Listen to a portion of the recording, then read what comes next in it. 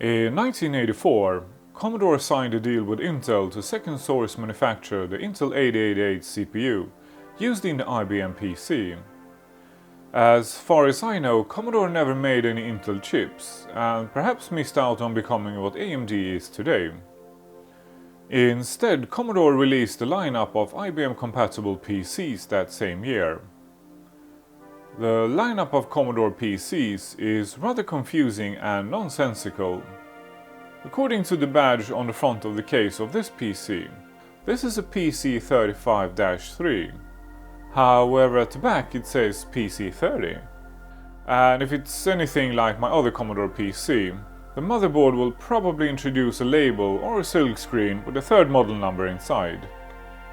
According to Wikipedia, this PC35 is a PC30 with VGA added to the motherboard. The PC30, also sold as Select Edition 286, was the new generation AT machines with EGA graphics, a 3.5-inch diskette drive and a 20 MB hard drive. It has the same motherboard as the PC40, but with missing components for VGA graphics. The PC40 was the same as the PC35, but with a 40 MB hard drive. The PC45 was the same as the PC40, but with a CPU from AMD instead of Intel. And that list just goes on. I guess my conclusion is that this is Commodore's third generation AT clones, and it seems to be pretty damn good. The manual promises a user-switchable 286 that will run at 6, 8 and 12 MHz clock speeds, 1 MB of RAM expandable to 16 MB, VGA graphics and a 5.25-inch high-density drive. However, this machine has a 3.5-inch drive. The picture in the manual doesn't quite match what this Commodore looks like, but it clearly states PC35-III system units, and it has a 5.25-inch drive in the picture. However, if I'm not mistaken, the case in the manual is actually for a PC45. So I'm not sure if this machine has been upgraded, or if the confusion at Commodore was too much for the employees to handle. The picture on Bo Zimmerman's excellent webpage, zimmers.net, also shows one of these PCs with a 3.5-inch diskette drive. In this video we are going to do a full disassembly, see what's inside. If needed, we'll do some upgrades and repairs. And if all goes well, we'll try it out with a suitable DOS game. The front of the case has two 5.25-inch drive bays, and it has yellowed slightly. It probably doesn't even show up on camera, but I will give it a quick treatment while we poke around inside, and I'll see if I can get that original color back. This side of the case only has a couple of screws. This side of the case, however, has an AT-style keyboard connector and a recessed reset switch. The back of the machine is a bit more interesting. Aside from a couple of screws, it's missing one card. Then it has a regular parallel and serial port. It has dip switches for graphics, a VGA connector and a sound connector, probably just a PC speaker. And to the far left we have the most interesting piece at the back here. It's a mouse port, but it's not for a regular serial mouse. According to the manual, that port is for a Commodore 1352 mouse. From what I can tell, it's just a regular Amiga mouse that was sold in a different box. So that should be interesting to see if we can find DOS drivers for the classic tank mouse. Now I think we can pull the lid off and see what we will find inside. I have actually had this machine for years, but I have never used it, so I'm just as curious as you. And the first thing we see here is RAM chips. Two entire full-size cards completely filled with RAM chips. And it's extremely clean. So that's a bit unusual. I can't see through the grill into the power supply. but we will have a look inside and see if someone has restored this machine, or if it hasn't seen much use. And the second thing I notice is the power connector on the motherboard. That's a typical Commodore connector. So unlike the 486 SX25, this Commodore doesn't seem to be made of generic parts. And the next thing I noticed is that it seems to have some kind of a custom PCB that connects the ribbon cable to the 3.5-inch diskette drive. And it's not just a straight through connector. It has some components and jumpers. And these pretty cards also have tantalum caps. So perhaps we'll get some magic smoke today. Yeah, these cards look pristine. There are some model numbers, but I can't see any brand. And the chips are AOYUE branded, just like in my Commodore PC-10. And this card is dated week 44, 1986. So let's get that second card out. There's a tiny amount of dust on the PCB, but it's really minimal. And these power connectors are really stuck. So we're gonna need some deoxits. And this machine has an international power supply. Let's get that hard drive out and see what it is. We'll have a closer look at this drive in a minute. I also noticed that this case is very similar to the Commodore PC-10. And I'll see if I can find a drive with a matching front panel. If I do, we will add a second drive. Not sure what type of drive though. A high density 5.25-inch drive totally makes sense in a 286 clone. However, it's kind of fast enough to run my CD-ROM games. But that also requires proper IDE. That could be solved if it doesn't already have it. And I'm not convinced that it does yet. I guess the next step is to remove the front panel. And then we will be able to remove the main cage. And that should free up the front panel. And it does. I can also see that we have some Faraday chips on that motherboard. And the CPU or the math core is in a socket. Yeah, aside from the front panel, I think this case is identical to the Commodore PC-10. And I have found our first issue. Let me remove this cage with the power supply.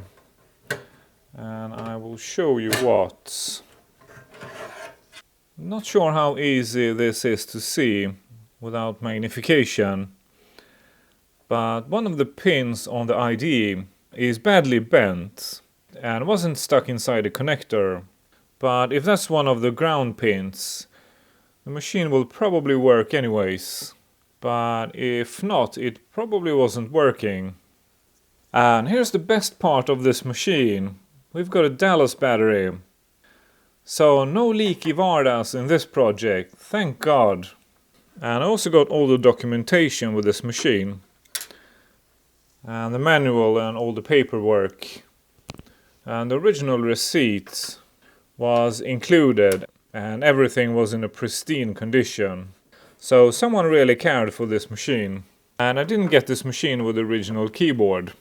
But I have checked in the manual. And I actually have the matching keyboard in my collection. And it's nothing special, it's just a Model M copy with rubber dome keys. So I will probably never use it anyways. And I almost forgot the standoffs at the back. And apparently we have bloody plastic clips. I hate these. And they are easy to remove one by one. But the problem is I have to remove all of them in one go. Okay, the board is out and I have found our second issue here. The hard drive LED on the front panel only has one wire. And it looks to be glued in place. So this could be tricky, but we'll fix it somehow. And yes, it is glued in place. But luckily the glue has dried up. So they were quite easy to remove. I guess I'll have to replace that LED.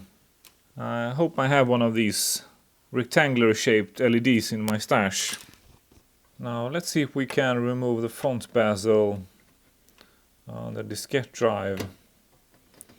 Original drive or not. The front panel has yellowed ever so slightly. So I'll put it in peroxide for 20 minutes or so.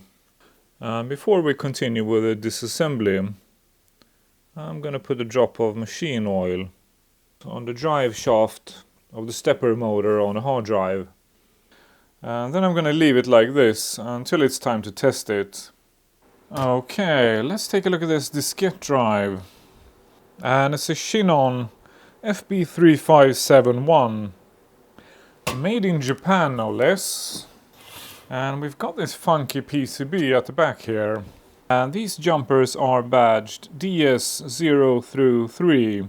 So this is to set it as drive A or B. And the jumper is set to 2. So that's a bit weird. So we're gonna have to double check that. Then it has some other jumpers here. DRDM. And some of them are bridged.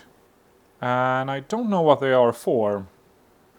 So let's take it apart and clean those heads to make sure it doesn't give us any trouble. And if I recall correctly, these Shinon drives were frequently used in Amigas.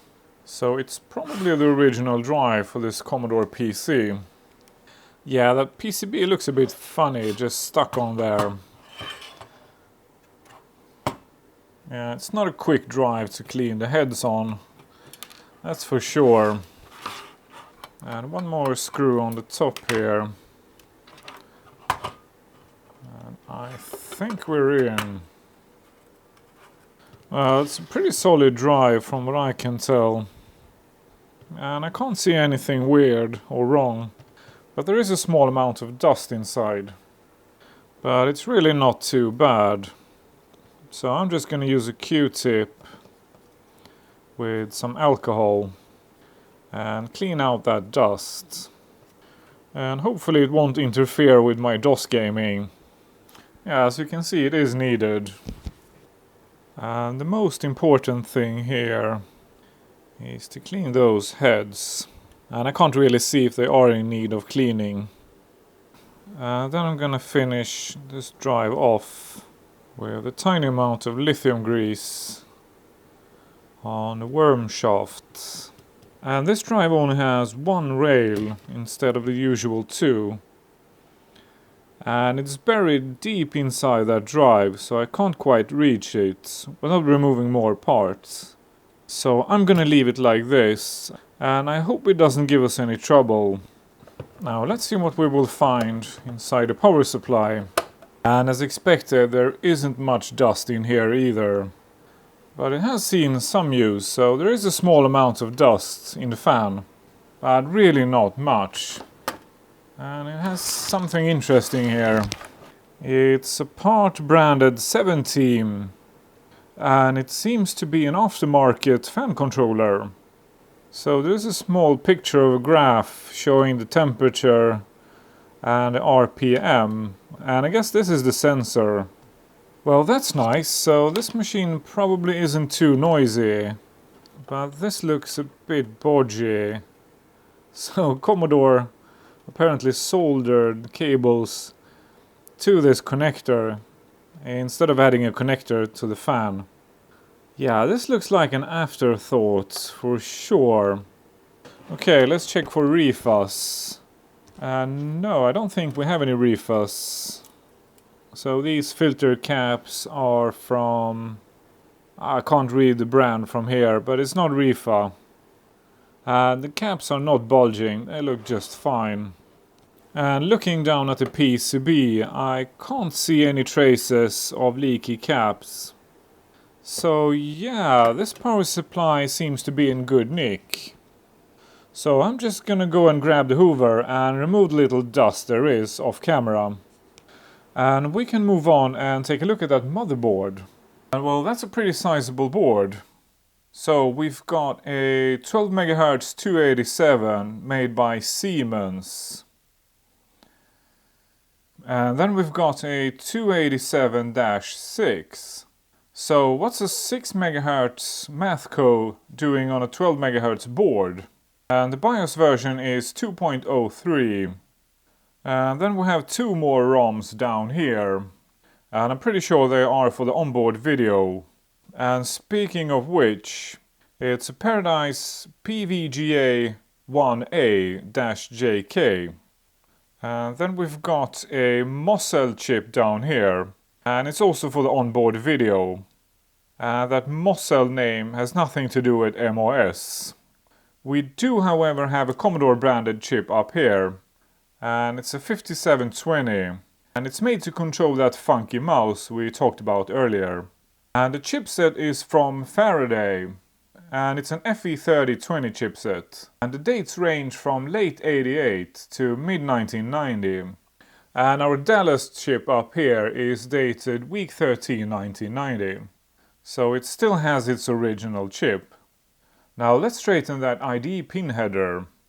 So someone was in a hurry installing that ID drive. But this should be an easy fix.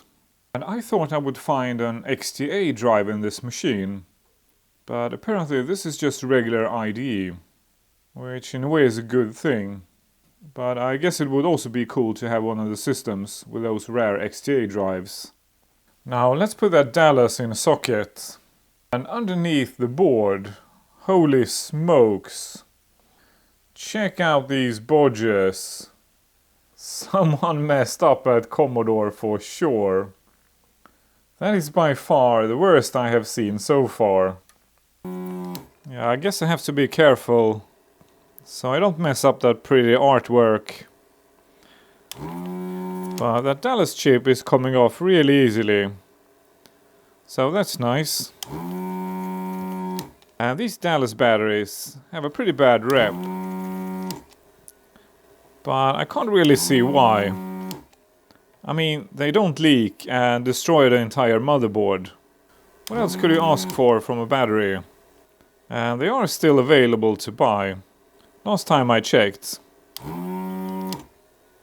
And if they ever stop making them, there are modern replacements. And I haven't checked in a while, but they were just slightly more expensive than the original. And they only need to be replaced once, because they have a regular CR2032. And I still have a few original Dallas batteries in my stash. So that's what we are going to use today. And if you want to save some money, you can actually hack the original battery and glue a CR2032 on top of your original Dallas. Now let's see if all the pins are freed up. No, I think this one is still a bit stuck. Yeah, that's better. Now let's see if it will come off without any force. And it does. But I do wonder why they didn't put them in sockets. I guess they expected these batteries to last a lifetime of the PC. I guess Commodore underestimated how much fun we would have with their machines. And here we are, 30 years later, and someone is still enjoying this Commodore. And that was the last pin. So I'll just clean up this mess off camera. And we will test out this board. And about that LED for the hard drive. Well, I had to go all the way back to my childhood to solve that problem. This is what's left of my electronics parts from when I was a kid. And in here we have some rectangular LEDs. So after all these years, this little LED has finally found its final resting place in a good old Commodore. And this is as easy as it looks. So I'm just going to put this LED inside this piece of plastic and solder back those wires. And being vintage, this LED is probably very dim. Just like this original yellow LED. I didn't have a yellow one, but this green LED will definitely do the job. This is kind of a poetic solution. Well, I guess I should play with it one last time. After all these decades. So let's crank up that power and see if it still works. So we've got 1 volt, 1.2, 1.5, 1.7, and here she comes. Awesome! God knows what torture this LED has withstood. With me as a kid. And it is of course very dim at 1.9. Probably as bad as this original LED. Yeah. Still works though. I guess I put this in my box from my childhood. Yeah, I remember how much I loved that box. Who would have thought that several decades later I would put this LED in use, and making a bloody video in doing so. And I guess we'll start by putting the Dallas battery in the socket. And let's hope it's still good, because this Dallas here is from 2018, week 41. Next we're gonna test the power supply. And the fan did not start, so this power supply might need a load. What the f***? And it made a very nasty beep. And we've got 5.1 volts and 11.8. Not sure what that beep was. I guess it could have been that fan. Let's see if it starts spinning. Yeah, we better try this power supply with some load. I don't like the sound of that beeping noise. Although it was probably just a fan controller. Okay, let's try it out with a random Commodore drive and see how it behaves. Well, the fan did move, but just for a second. And hard drive spins up. And we've got almost perfect 12 volts. We still have 5.1 volts. So voltages are good. I don't have the pinout for this connector, but let's just check it randomly. 5.1, 12, minus 12, 5.1. Yeah, I think this power supply is good. But it wasn't happy without the load. Okay, power connected to the board. Keyboard, VGA. We've got a postcard in the ISA slot. And the power LED. Time for a more serious test. Fingers crossed. And it posts. Commodore 286. 640K of RAM on board. Battery failure. CMOS checksum failed. That fan isn't spinning in the power supply. So let's hope that aftermarket controller actually works. Well, except from that fan making me a little bit nervous, this is looking really good. And apparently we have a secondary setup window. Let's check it out. Default system speed. Okay, let's try that diskette drive. Okay, let's go down to diskette 0. And let's find out if it's a high density drive. It spins up and it seeks. And the LED lights up, but it fails to boot. Oh, and the setting is gone. Oh, perhaps my Dallas battery is bad. I guess I better check if I have another one. Okay, I've replaced the Dallas chip. Let's try again. That battery error actually disappeared. So we're in luck, because that was my last Dallas chip. The drive spins up and seeks, and the LED lights up. And it boots! Awesome! Now let's find out if it's a high density drive or not.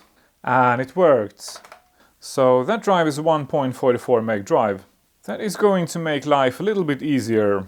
So let's try that hard drive. And I'm gonna add some deoxit on the connectors, because they were a pain to get off. They were really stuck. Okay, fingers crossed. Well, it spins up and it sounds good. Okay, the manual doesn't say which type this hard drive is, so I had to check manually online. So this is type 31. Invalid drive specification. Well, I'm not having any luck accessing that drive. Let's try F-disk. Error reading fixed disk. Well, we've got this thing here. 6 MHz hard disk I/O disabled. Let's enable it and see if it makes any difference. And check this out. We now have a C colon. Okay, fingers crossed. Let's list the directory. Sector not found, drive C. Ha, crap. Okay, let's try fdisk. Okay, now fdisk runs. Display partition information. And we've got MS-DOS 5. Okay, so drive C is a compressed drive. So let's remove that partition. Well, it looks like it's working. And that hard drive sounds really good. Hey, excellent! So we've got a working hard drive. Well, I connected the two boards and ran the system. And apparently we've got 4736K. And then we've got a configuration error. But hey, who needs more than 640K anyways? The only thing I need to do is to type in how much extended RAM we have. So 4096K. Yeah, that totally solved the problem. And the only thing left to do now is to reassemble this machine. And then we can try it out with a DOS game.